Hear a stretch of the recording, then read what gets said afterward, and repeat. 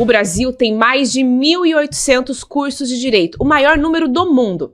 Segundo o MEC, são mais de 1 milhão de estudantes de direito matriculados. Mas esse número não reflete necessariamente a diversidade e a qualidade no direito e no mercado jurídico. Por isso, no episódio de hoje, eu recebo a diretora da Faculdade de Direito da Universidade Federal do Paraná, Melina Giraide Fachin.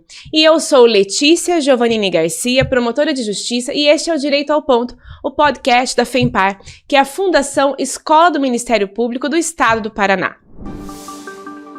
Melina, seja muito bem-vinda ao Direito ao Ponto. É uma grande alegria e honra te receber aqui para a gente falar de um tema tão importante que é o ensino jurídico no nosso país. Até porque no Brasil nós temos um grande número de cursos de direito que ultrapassa, inclusive, o número de cursos de direito do mundo todo. E eu queria te perguntar o que você acha sobre esses dados, são mais de 1.800 cursos de direito no país, se esses números, eles refletem de fato uma diversidade, como que é isso na vida real do ensino jurídico, Melina? Bom, Letícia, em primeiro lugar, queria super agradecer, estar aqui, cumprimentar a todas e a todos que nos ouvem ou nos veem e dizer que fico muito feliz de poder contribuir com um debate sobre a educação e o ensino jurídico no nosso país. É assustador, né? É daí que a gente parte, o número de cursos e a expansão quantitativa dos cursos de direito no Brasil, infelizmente, não acompanhou a expansão qualitativa, né? Se a gente pegar, por exemplo, alguns índices que a gente tem, como a aprovação no exame da OAB, que ainda, né, é, digamos assim, um índice muito inicial, né, nada muito exigente Sim. ou aprofundado, nós vamos ver ali que essa dissociação entre quantidade e qualidade nos mostra um fosso muito importante e que nos leva a refletir sobre que tipo de ensino jurídico nós estamos construindo no Brasil. Eu, como professora, acredito muito no potencial transformador da educação, Sim. mas não são todos esses cursos que carregam isso no seu DNA. Sim. E Melina, você como diretora, né, da Faculdade de Direito da Universidade Federal do Paraná, como você enxerga o potencial que o ensino jurídico tem para transformar a nossa democracia, para gerar um impacto positivo na nossa democracia, Melina? Bom, eu acho, e estou com Paulo Freire, né, a educação tem um potencial transformador em todos Exato. Os âmbitos, em todos os níveis, mas acho que dentro dos cursos de direito a gente tem, de fato, um campus muito privilegiado, Sim. né, porque a gente lida ali diretamente com as estruturas de poder, né, com o processo de feitura das leis, o processo de interpretação e aplicação das leis, o que, obviamente, não é pouco. Né? Então, a gente tem um terreno muito fértil para a educação, por exemplo, para a cidadania, para o fortalecimento dos direitos humanos e também da democracia. Mas quando isso não é exercido a contento ou de forma responsável, a gente também abre um campo muito fértil para as irresponsabilidades, o que também é muito preocupante e perigoso. É verdade, Melina. Melina, e é interessante, porque o direito, ele tem um caráter humanista, né? Ele está, inclusive, dentro das ciências humanas. Mas não é a matéria direitos humanos, ela não faz parte de forma obrigatória de toda a grade dos cursos de direito, desses tantos cursos de direito que nós temos no nosso país. Como você enxerga isso, Melina? Bom, eu sou professora de direitos humanos, né? Então, essas discussões me são muito caras. Ainda que a gente não tenha a disciplina de direitos humanos obrigatória, o conteúdo dela é obrigatório e faz parte de diversas outras disciplinas ao longo do curso. Sim. O que é muito bom, que de um lado destaca essa transversalidade dos direitos humanos, mas de outro lado também às vezes não localiza esse conteúdo específico para os alunos, para as alunas. Então tem esse sentido um pouco ambivalente. Sim. Agora, Um fato que é muito importante, que tem crescido bastante, é a cobrança desses conteúdos nos concursos. Sim. A gente sabe que isso ainda reflete um pouco a formação jurídica, né? E a gente quer que os alunos saiam preparados da faculdade, não apenas do ponto de vista humanista, mas também do ponto de vista técnico. Então, o fato disso compor o conteúdo dos concursos, especialmente, por exemplo, na magistratura, no Ministério Público, Defensoria, né? Os grandes concursos têm avançado nessa matéria, isso nos ajuda a também reforçar esses conteúdos dentro das salas de aula, né? Eu não vou aqui confessar quanto tempo eu me formei, mas, por exemplo, eu não escutei durante a minha formação em controle de convencionalidade, Corte Interamericana de Direitos Humanos, que hoje são temas que estão no nosso vocabulário jurídico corrente e as pessoas que querem fazer concurso precisam saber. E Melina, quando eu escuto falar em direitos humanos, eu noto, pode ser uma impressão, muita interpretação até pejorativa com esse termo, essa terminologia, direitos humanos. Eu gostaria que você explicasse, porque pode ser que muitas pessoas que nos assistem não sejam da área do direito. Então, eu gostaria que você nos explicasse em que consiste efetivamente esse conceito de direitos humanos, porque para que não haja essa interpretação ideológica ou interpretação no sentido de, ser é um tema de direita ou tema de esquerda, enfim, para que desmistifique um pouco esse conceito, Melina. Isso é muito triste, na verdade, né? Como professora de Direitos Humanos, ver essa captura, né, de um eventual discurso de proteção a direitos por uma determinada linha ideológica ou outra, né? Do ponto de vista teórico, não faz nenhum sentido, porque, na verdade, apostar nos direitos humanos é apostar nos direitos de toda e qualquer pessoa, independente da sua crença ideológica, independente da sua origem, do seu gênero. Mas a gente vive, e isso não é exclusividade do Brasil também, um movimento, digamos assim, de um certo autoritarismo crescente que usa esse discurso anti-direitos humanos como também uma bandeira ideológica. Né? Então, isso está dentro um pouco desse contexto, mas é importante destacar que o compromisso com os direitos humanos é um compromisso de todas e de todos nós, é uma semente que o nosso Constituinte plantou, gostemos ou não, é um dos pilares que sustentam o nosso pacto político. E é fundamental que assim seja, porque não existe democracia sem direitos humanos. E uma coisa que é também muito importante destacar dentro desse contexto político conturbado que a gente vive, que não existem direitos que se colocam acima de outros direitos.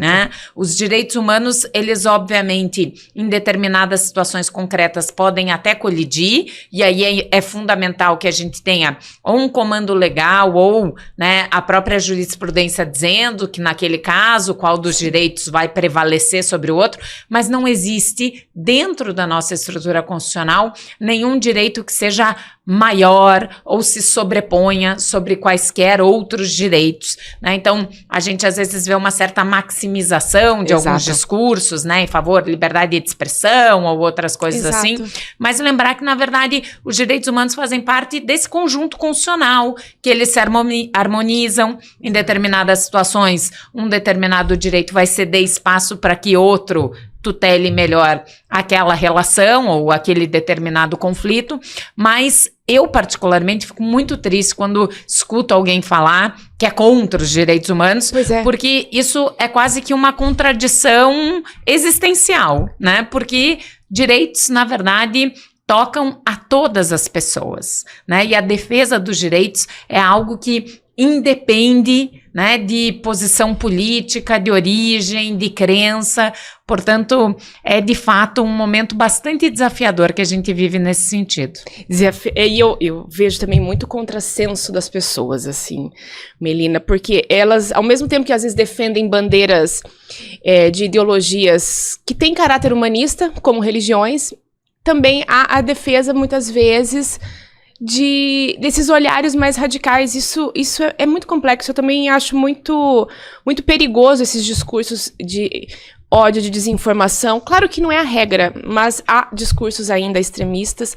E você acha que dentro da faculdade de Direito, em que medida o ensino jurídico ele pode ser um instrumento aí de fomentador de diálogos racionais, desse diálogo, desses debates, assim, com uma conotação social, enfim, para a gente tirar um pouco desses polos tão extremos? Eu acho que é fundamental, né? Eu sempre digo às minhas alunas e aos meus alunos que o que a gente não conseguir dentro da universidade, dentro da sala de aula, debater e discutir, nós não vamos conseguir em mais lugar nenhum, né? A universidade tem esse papel plural, do debate de ideias, do diálogo salutar, e, portanto, o ensino jurídico tem que trazer isso, tem que refletir isso, sem a menor dúvida, e, obviamente, a gente não precisa concordar. Existem questões jurídicas que são permeadas também por outros critérios, né, por questões culturais, por questões sociais, por determinadas concepções de mundo, mas isso não quer dizer também que a gente consiga juridicamente justificar qualquer coisa ou sustentar qualquer coisa. Né? Nós temos um ponto de partida que é o nosso texto constitucional.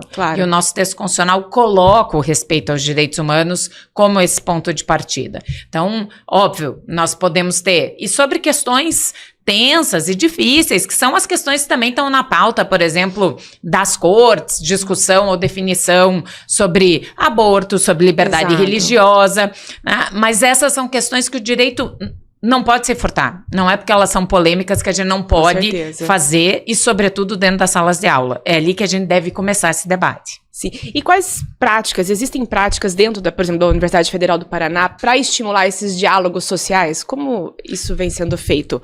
Bom, existem, e eu, como diretora da Faculdade de Direito da Universidade Federal do Paraná, tenho muito orgulho de muitos projetos que a gente desenvolve, tanto na área da pesquisa, quanto na área também da extensão. Na extensão é quando a universidade faz essa incidência, sai da própria universidade e vai à comunidade, ou convida a comunidade para vir, para a gente também fazer esse diálogo. E em matéria de educação e direitos humanos, eu posso citar, nós tivemos uma iniciativa no ano passado muito exitosa, que foi, na verdade, um termo de cooperação, junto com o Ministério dos Direitos Humanos e com todas as instituições aqui no Paraná do Sistema de Justiça e da Segurança Pública. Nós fizemos um curso piloto de formação em educação e direitos humanos. E o nosso foco era formar formadores, ou seja, para que essas instituições possam ir para suas escolas, porque cada uma dessas instituições, o Ministério Público, a Defensoria, a Magistratura, cada uma tem as suas escolas, e a ideia é que lá elas pudessem replicar. Nós estamos consolidando isso agora, e a ideia é que a gente faça uma espécie de um currículo mínimo, ou de um currículo básico, diretrizes curriculares e metodológicas, para poder criar aí uma semente, para que daí cada uma dessas instituições possa também germinar essa semente dentro das suas práticas educacionais. Que legal, Melina. E bom, a gente está falando de mais de 1.800 cursos de direito no país. Em que medida essa expansão do ensino jurídico reflete o acesso à educação a mulheres, a pessoas de baixa renda, a pessoas mais vulnerabilizadas do nosso país, Melina?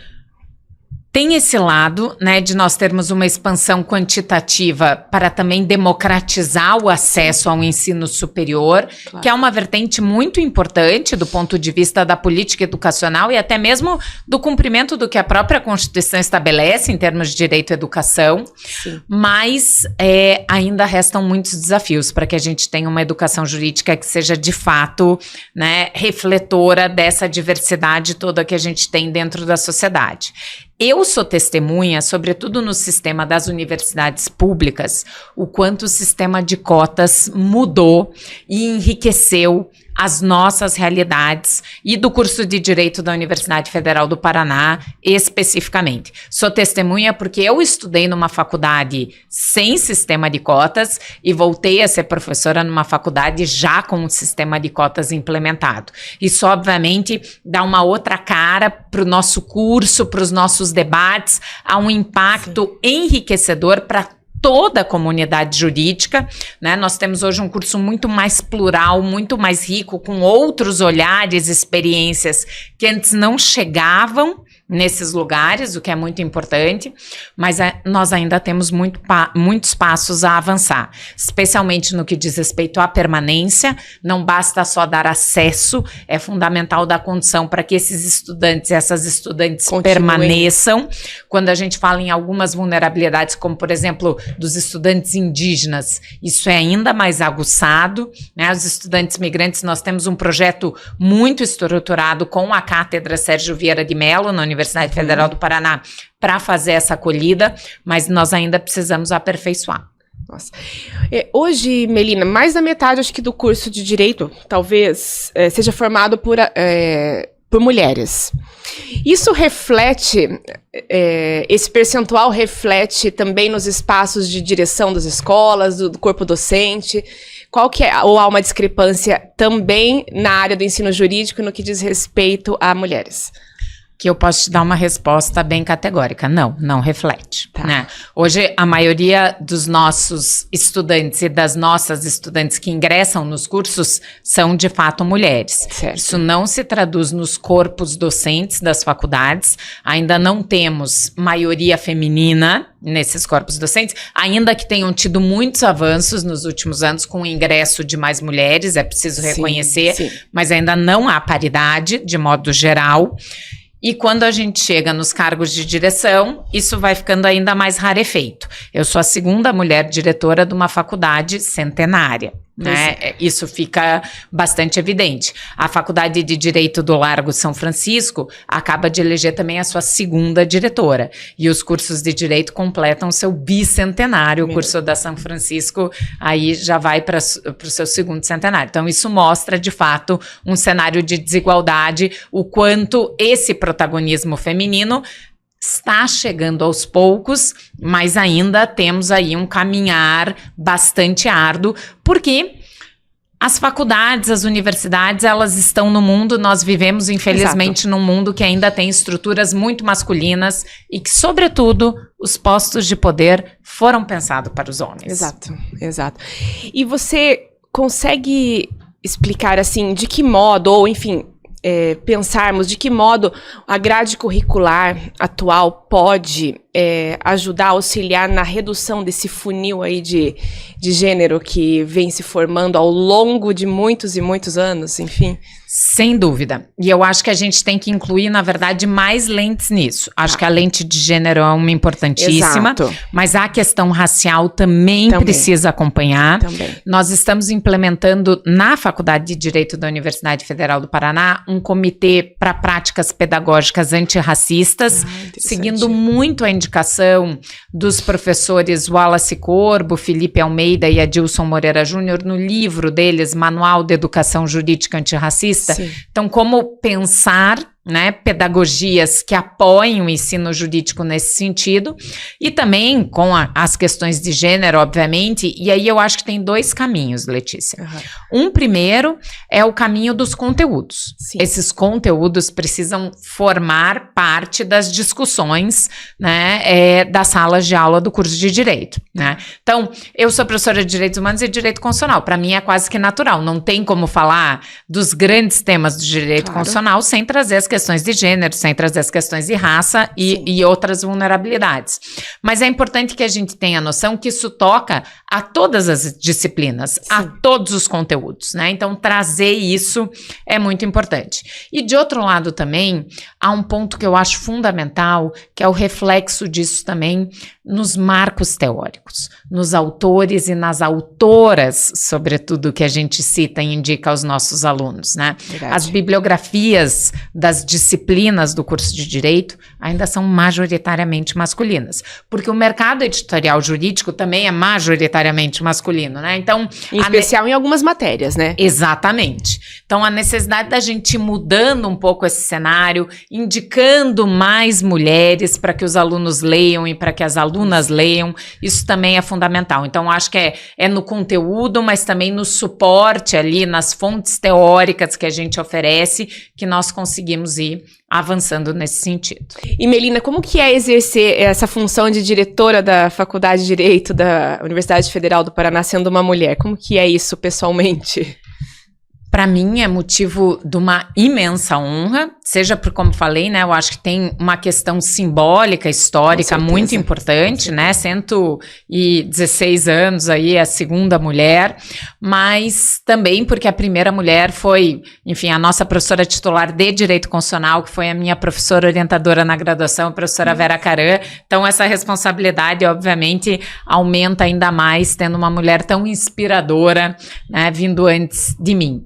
Mas eu acho que aqui fico comigo sempre com aquele compromisso que Lélia Gonzalez e tantas outras feministas nos ensinam, que o importante não é ser a primeira a chegar, mas deixar a porta aberta para que mais mulheres cheguem. Exato. Então, obviamente, eu sou diretora da faculdade, de toda a comunidade acadêmica, mas essa perspectiva, sobretudo de gênero, esse olhar aguçado para as vulnerabilidades, até mesmo pelo meu próprio campo de estudo, pela minha formação, é algo que eu tenho muito comigo. E se, eventualmente, ao final dos 4 anos da minha gestão, olhar para trás, e se eu tiver conseguido deixar um legado em termos de inclusão e diversidade dentro da faculdade, aí eu já vou ter entendido que cumpri bem meu papel na direção. E Melina, como têm sido os projetos da faculdade no que diz respeito à inclusão e diversidade? Você tocando nesse tema que é tão importante, a questão da diversidade, porque a gente fala muito do gênero, mas também tem questões raciais, enfim, são imensas transversalidades da nossa sociedade. Como tem sido o papel, os projetos ali da Universidade Federal? Enfim, que é uma universidade de referência, a Faculdade de Direito da Universidade Federal do Paraná, eu acho que é uma das mais antigas do Brasil, né? Isso. Nós não somos, em termos de faculdade, a mais antiga. A Universidade Federal do Paraná é a universidade mais antiga do Brasil, mas nós somos uma faculdade centenária. Exato. De fato, uma das melhores, se não a melhor, faculdade de Direito do país. E nós temos, dentro da nossa formação, algo que está muito presente, e eu falo isso porque olho não só para a minha geração, que se formou aí há quase 2 décadas nessa mesma universidade, mas para a geração também dos meus professores, das minhas professoras que vieram antes disso. Nós somos uma faculdade que tem esse caráter do compromisso social e da construção do ensino jurídico crítico muito presente. Então, esse olhar para as vulnerabilidades, o compromisso com inclusão e diversidade faz muito parte, né, da própria essência da Faculdade de Direito da Universidade Federal do Paraná. Então, hoje nós temos vários projetos, sejam em linha de pesquisa, sejam também em projetos de extensão ou que combinam até essas 2 vertentes que levam adiante essas questões, né? Sim. Posso trazer aqui um exemplo muito rapidamente dos temas com os quais eu trabalho diretamente, né? Hoje, por exemplo, a nossa faculdade tem uma linha de pesquisa sobre constitucionalismo feminista, né? Que tem justamente esse olhar de levar as questões de gênero como questões também centrais dentro do direito constitucional, projetos que trabalham com diversos temas de direitos humanos, fazendo o que a gente chama de advocacy, né, que é essa incidência estratégica e nos casos concretos, né, em amicus curiae, né, tanto no Supremo Tribunal Federal quanto na Corte Interamericana de Direitos Humanos. Então, agora, por exemplo, a Corte Interamericana está com um chamado aberto para que haja uma opinião sobre o direito humano à democracia. Então, os nossos alunos e as nossas alunas estão construindo um amicus curiae também para dar esse suporte. Já participamos de questões relativas a direitos das mulheres, a questões ambientais, direito do trabalho. Enfim, a nossa faculdade é muito pioneira e muito plural nesse sentido.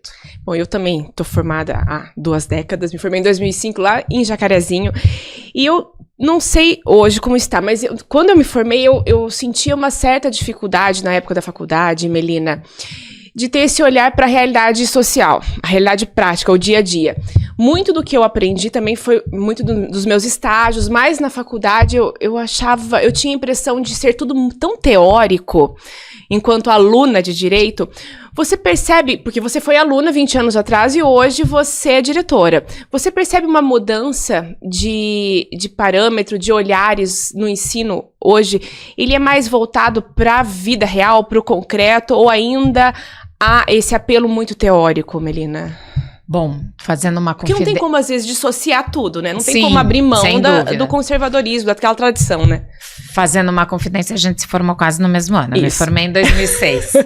Mas eu vejo uma grande diferença e por 2 fatores, sobretudo. Eu acho que, primeiro, os núcleos de prática jurídica ganharam um protagonismo relevante nos últimos anos, e não só pela boa vontade das faculdades, mas também pelo que as próprias diretrizes curriculares têm impulsionado, né? Na nossa faculdade, por exemplo, o núcleo de prática jurídica hoje é um departamento, teve a sua estrutura remodelada justamente para também reconhecer essa importância, não é mais um apêndice só, né? Então, isso é muito importante. E um outro fator que é também fruto de uma reforma curricular mais recente, que eu acho que impulsiona muito essa vinculação um pouco mais do terreno da vida concreta, né, para aquilo que a gente estuda dentro da sala de aula, é a chamada curricularização da extensão. Tá. Então, agora as disciplinas têm que necessariamente, as disciplinas da grade curricular obrigatória, inclusive, tem que ter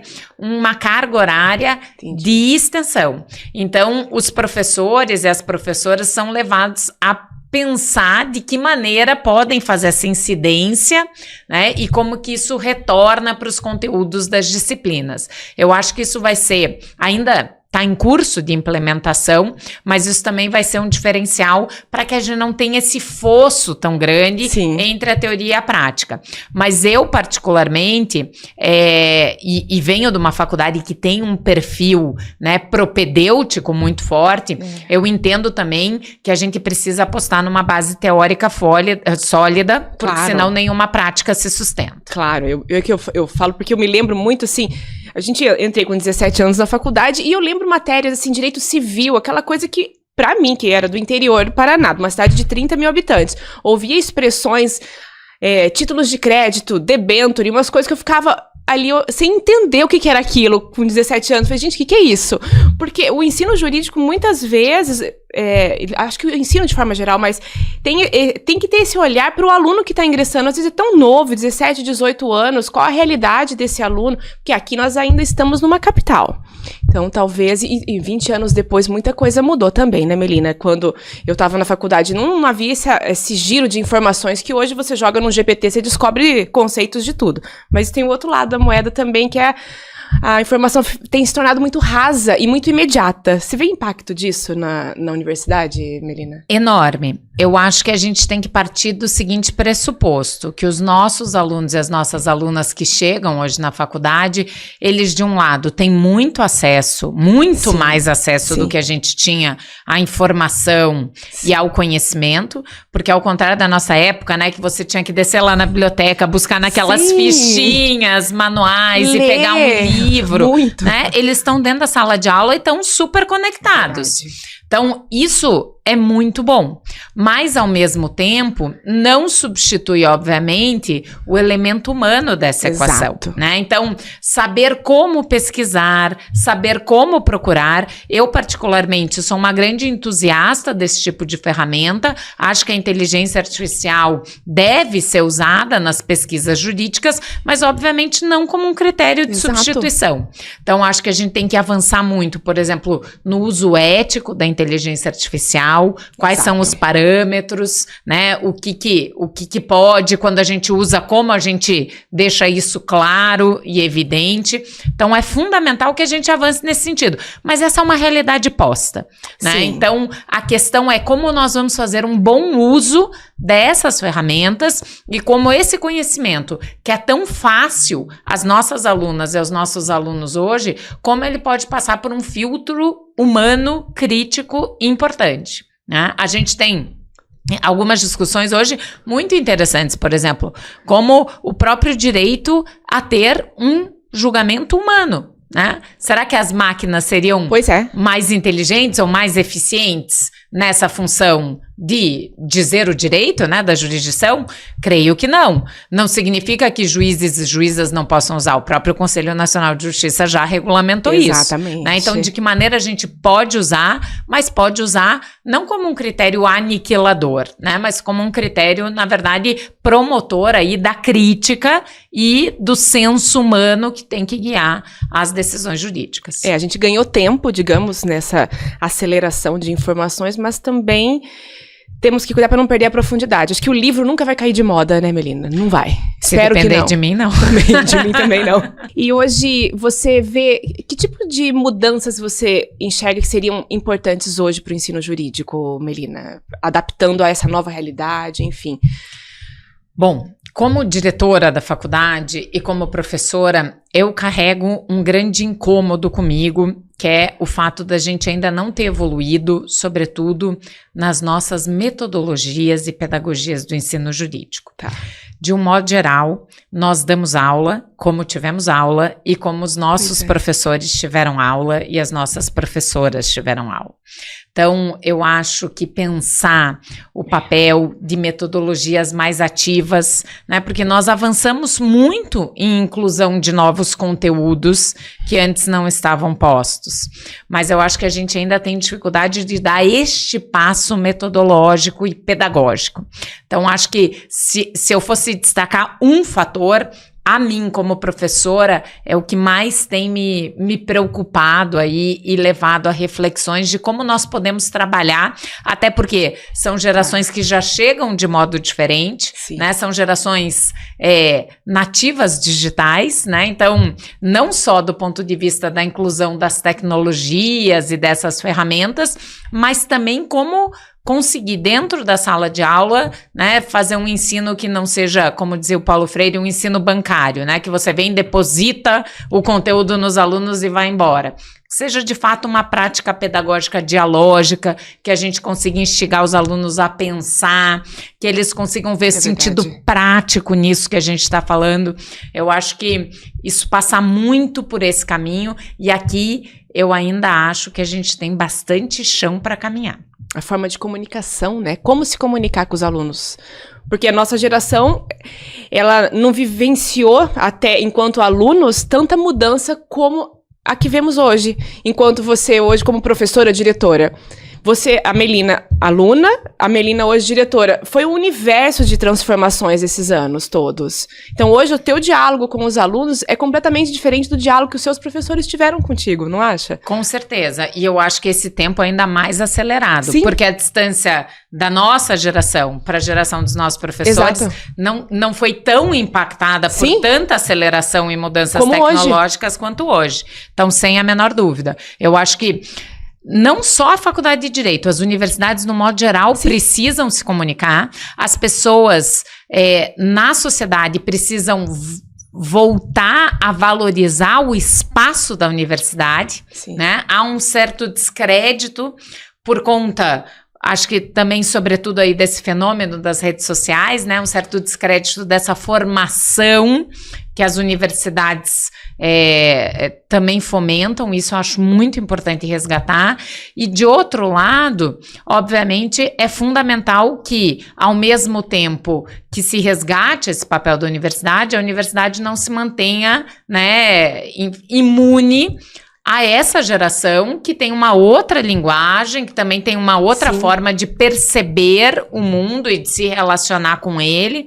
Então, como incluir isso, né? E isso vai desde pequenas coisas, até mesmo, por exemplo, nas nossas fontes, nos materiais que a gente passa, né? Por exemplo, referenciar podcasts, né? Documentários, essa linguagem visual também acho que é bastante relevante, que é uma coisa que praticamente inexistia na nossa época, né? Então, acho que passando por isso, até mesmo por outras práticas pedagógicas inovadoras que façam uso mais robusto, mais substancial dessas ferramentas, né? E de, enfim, outros temas que estão aí, né? Digamos assim, hoje no topo aí das pautas, não só do direito, mas também da sociedade. Sim. E outro ponto, Melina, eu percebo que o curso de Direito, ele sempre teve muito essa questão da tradição. E os últimos anos, eu lembro, pelo menos, quando eu me formei, não havia esse monte de cursos online que hoje tem para preparatório para concurso. Era muito aquela coisa de ir na biblioteca, você sentar e procurar livro ali, com a fichinha, como você mencionou. Agora, assim, há um festival de opções online, é tutorial, é tanta coisa que tem tanta opção de acesso à informação.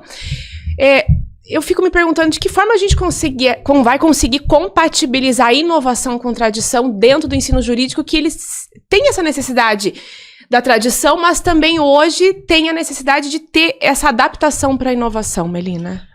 Eu acho que é fundamental, os cursos precisam necessariamente se adaptar, não só em termos de conteúdo, Sim. por exemplo, o direito digital já é um conteúdo, né, próprio e Claro. dos currículos, mas também em termos de ferramentas, né, como usar isso.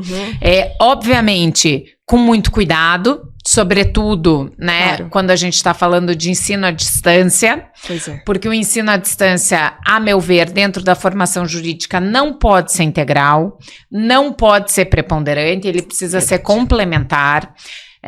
Eu acho que do ponto de vista das relações de ensino e aprendizagem, muito se perde no mundo online, e digo isso como uma professora que deu aulas durante toda a pandemia e, portanto, tivemos ali uma experiência Claro. bastante significativa. Óbvio que o contexto pandêmico também trazia outras questões, Claro. não é o caso, mas eu realmente acho que a gente pode e deve apostar Sim. em ferramentas inovadoras para o ensino jurídico, mas que isso não substitua essa relação pessoal entre professora, aluna, professor, aluno, porque Sim. isso é fundamental também para a formação jurídica. Sem dúvida. E como você imagina o ensino jurídico daqui 10 anos?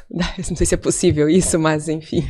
Eu acho que uma década é pouco para mover as estruturas centenárias dos nossos cursos de direito, mas eu espero que em 10 anos a gente tenha faculdades mais femininas, tanto no corpo docente, no corpo discente hoje já é uma realidade, mas ainda Certo. mais, que essas faculdades reflitam nas suas estruturas de poder essa diversidade que nós temos, tanto em Exato. termos de gênero, quanto em termos de raça, quanto em termos de verdade. orientação sexual. Acho que, né, ser faculdade mais plural, mais colorida, mais aberta, espero que seja essa a realidade daqui uma década, e também espero que a gente possa ter dentro das salas de aula não apenas conteúdos, mas também metodologias que privilegiem essas práticas pedagógicas críticas, Claro. né, que a gente possa resgatar esse potencial humanista na formação dos estudantes de direito e das estudantes de direito. Eu particularmente não gosto dessa expressão operadores ou operadoras do direito, porque eu acho que nos dá um verdade. sentido Meio mecânico, né? exatamente, muito mecânico, e eu acho que é justamente isso que a gente quer evitar. Não é esse o perfil de uma aluna ou de um aluno que a gente quer que saia de uma faculdade, ainda mais uma faculdade pública. Verdade. Né? Eu acho que aí você, quando a gente está nesse espaço público e gratuito do ensino superior, você acrescenta uma camada de Com responsabilidade certeza. ainda maior. Mas eu sempre também digo aos meus alunos e às minhas alunas que o fato de nós estarmos num curso de direito, com as ferramentas que o direito nos dá, a gente já tem uma responsabilidade acrescida também em termos de construção da cidadania, em termos de compromisso com a democracia e com os direitos humanos. Sem dúvida. Formar pensadores, né? Capazes de dialogar em sociedade. Exatamente. Que eu acho que é uma das grandes, hoje, tarefas da humanidade, né? É isso, é isso. Bom, Melina, eu agradeço imensamente a tua presença aqui no Direito ao Ponto. Foi uma aula para mim. Obrigada, Melina. Obrigada a você, Letícia, eu que agradeço. Eu acho que é fundamental, como eu disse, como professora, eu acredito muito no potencial da educação, e eu acho que se todas as outras estruturas não se moverem, se a gente mover as estruturas das faculdades, as estruturas das universidades e da educação, nós, sem a menor dúvida, teremos um direito que seja mais comprometido com a transformação social, que é o que a nossa Constituição pede. Exatamente. Obrigada, Melina. Obrigada a você.